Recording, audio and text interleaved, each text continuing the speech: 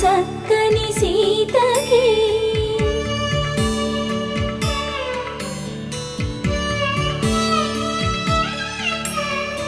ఎర్ర జాబిలి చేయి రాముడేడని అడుగుతుంటే చూడలేదని పెదవి చెప్పే చెప్పలేమని కనులు చెప్పే నల్ల పూసైన